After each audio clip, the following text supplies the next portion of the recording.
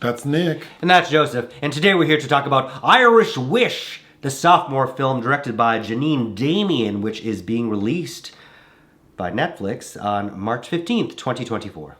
Do you know Janeen's first film? Yeah, so do you. It's called Falling for Christmas. Oh, wow. I did not know that. Also starring Lindsay Lohan, yes. Wow. That's a nice surprise. I guess. Bless you for thinking that's nice. What is Irish Wish about? When the love of Maddie's life gets engaged to her best friend, she puts her feelings aside to be a bridesmaid at their wedding in Ireland. What's your pull quote?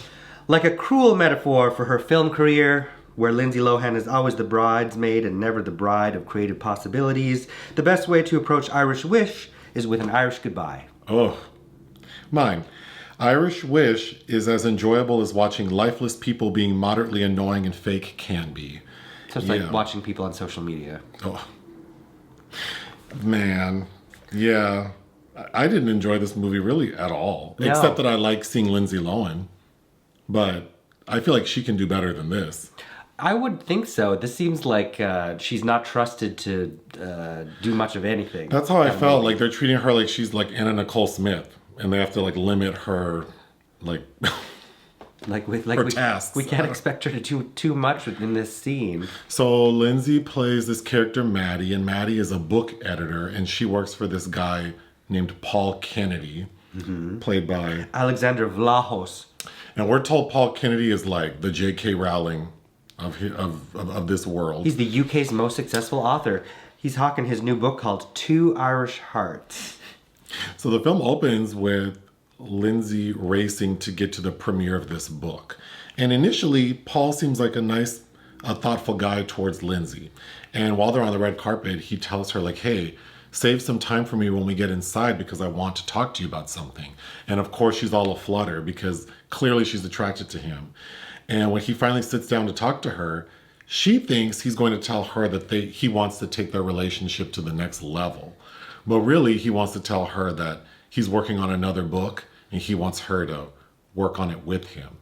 And we ultimately learn that she's basically ghostwriting for him. Yes. So, of course, she's disappointed. But at this party, we see that her two best friends are there, Emma and Heather. Emma's played by Elizabeth Tan. And the other one, Heather, is Aisha Curry. Steph Curry's wife. That's how I know who she is. And somehow they're also friendly with Paul, I guess. I don't know why, he's her employer. So why her best friends are there like that, I don't know. But on that night, the premiere night, Emma, basically falls for Paul. And then we get this really fast montage, told through, calendar dates. Where, in 30 seconds, Emma and Paul are getting married. So now we see Lindsay and everyone going to Ireland. And while Lindsay's at the airport in Ireland, she bumps into this guy, James, played by Ed Speleers, who we know from a film we reviewed. Against the Ice. That's right. He's also in some notable series as well, but yeah. But they have, can you call it a meet cute? It seems like they're both annoyed by each other, but... She tries to grab his suitcase. Wow. So Paul's family has a castle in Ireland. So while they're there for the wedding, Paul organizes a trip for Emma, her two friends, and his brother, who I think is gay. I don't know. But while they're there, Lindsay comes upon this really pretty area, and there's a bench, and we're told that's the wishing chair. And we're told that by a genie named Saint Bridget. Don Bradfield pops up like an imp. Yes. And says, are you about to make an Irish wish? And Lindsay wishes for true love. And then we get this montage where we cut to her waking up. Well, she wishes that I was marrying Paul Kennedy. And when she wakes up, it's her wedding they're all attending. I was so confused by how this world, because it appears like we're in the same timeline. It's just that they're she's marrying him, not her friend. Right. Because their feelings for each other, Emma and Paul are still there. Everyone seems to know everything except that these two, Emma and Paul, were a thing. Anyway, while Lindsay's dealing with like now marrying the person. She's acting like she never wanted to marry Paul, even though the opening of the film is her like kind of being sprung on him. But then she's also falling for James. Yes. And that felt like... The photographer. He gets hired to photograph the wedding. Of course, everything culminates in her realizing that she needs to speak her truth, which is that she doesn't love Paul, she loves James. And this heifer waits until she's supposed to walk down the aisle. She's already in her wedding dress, and then she takes it off and puts on her little plaid dress and then announces to everyone that she believes you should marry who you love. Right. Yeah, obviously. Of course, Paul gets upset. A fight breaks out, which we can talk about. And she quits working for Paul because he refuses to give her co-writing credit. So the final scene is... Well, she also goes back to the wishing well seat. That's right. And begs St. Bridget to undo her last wish.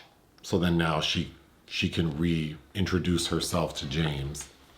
And then we need to get into that, but they end up connecting and riding off into the sunset. The officiant at her wedding also tells her, because she's like, Father, I think I made a mistake. I wished for something with St. Bridget. He's like, oh, St. Bridget.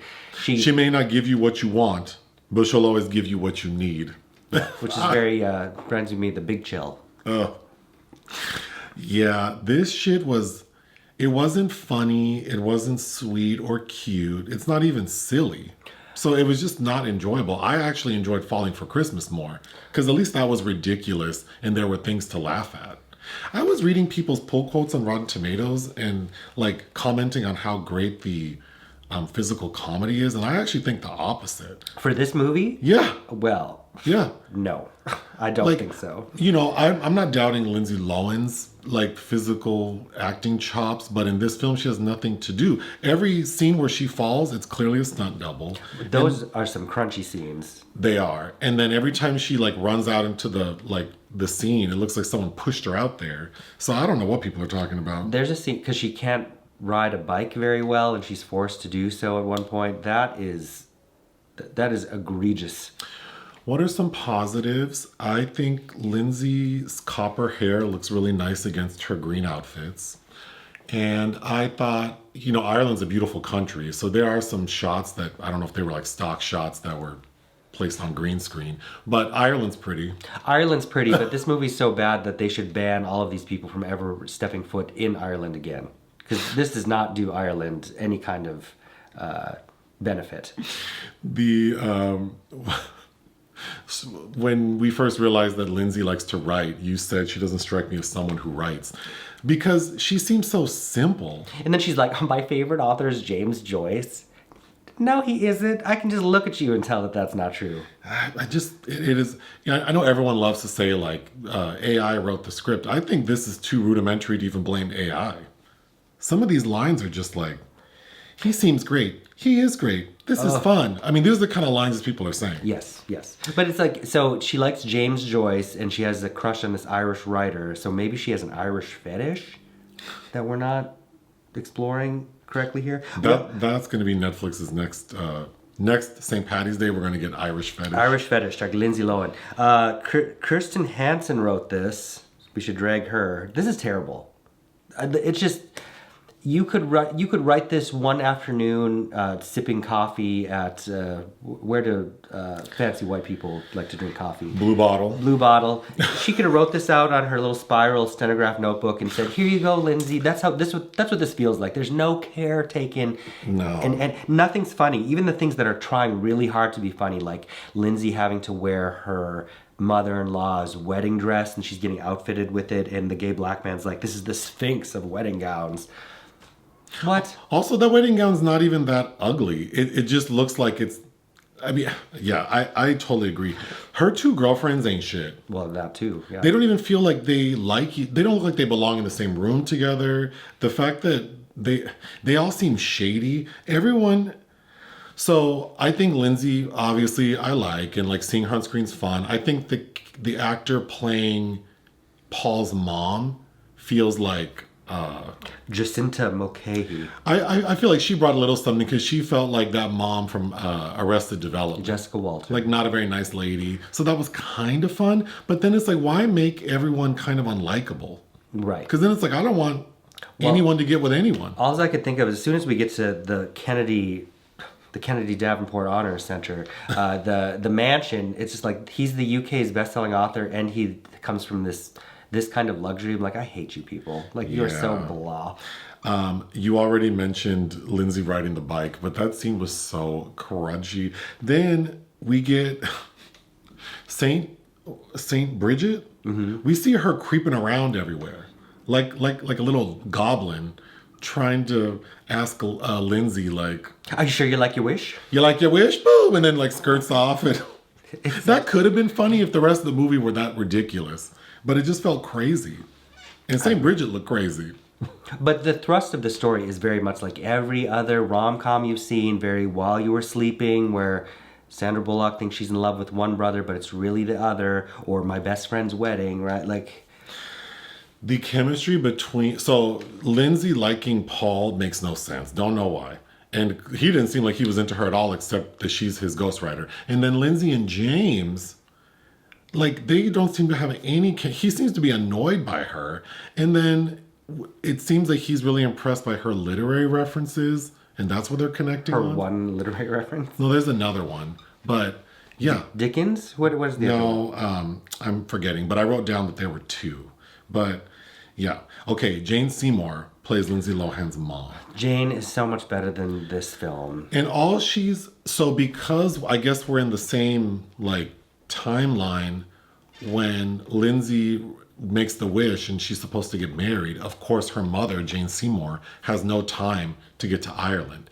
So all Jane Seymour has to do in this film is we get like 3 little scenes where she's struggling to get to Ireland, and she doesn't. She ends up getting hurt at the airport and has to go to the hospital. Those scenes were so pointless and not funny.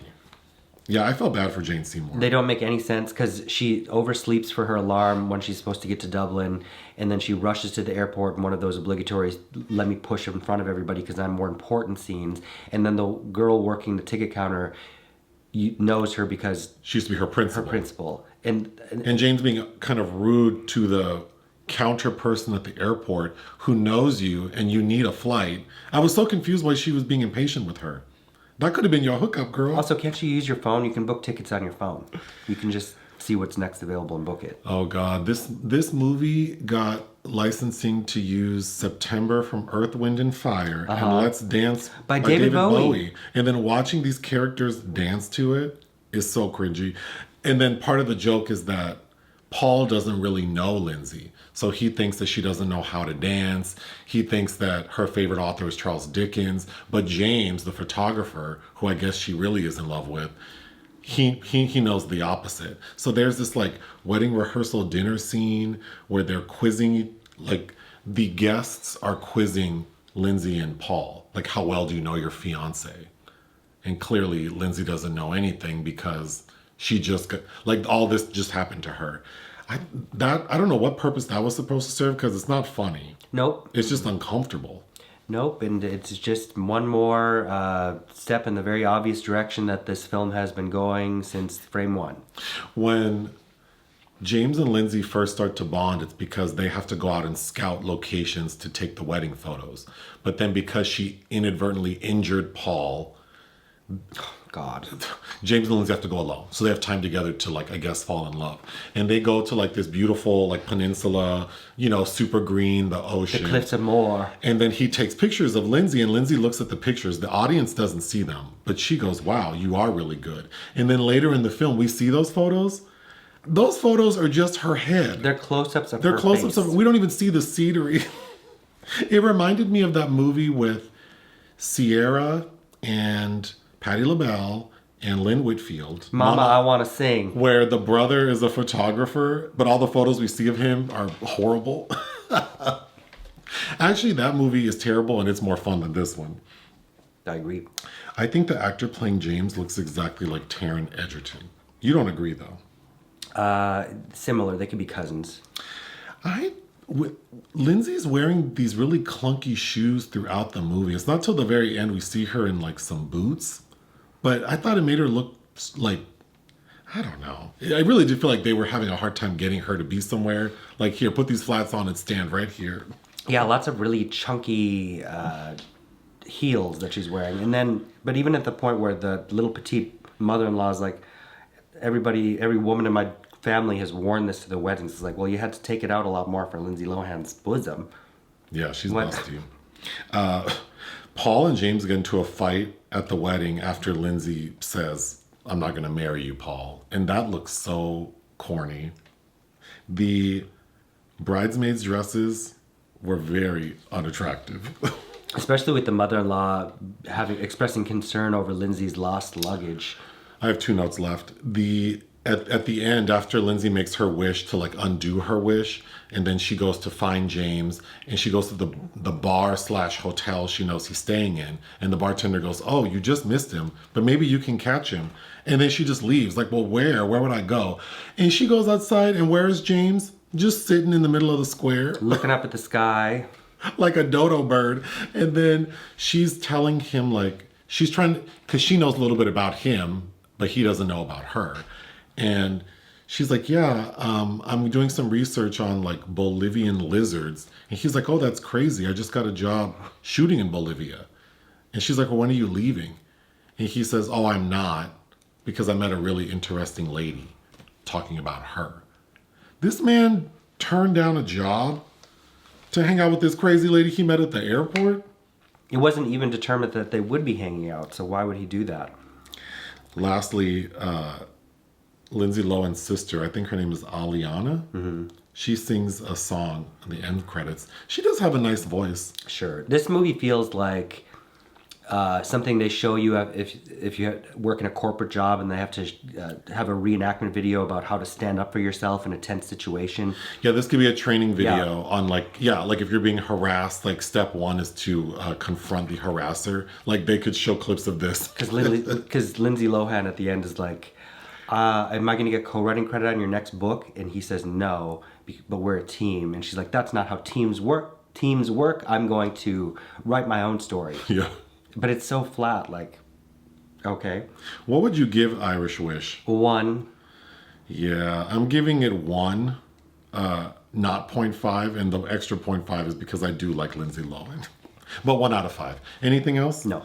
Join us on Patreon and listen to our podcast. Bye.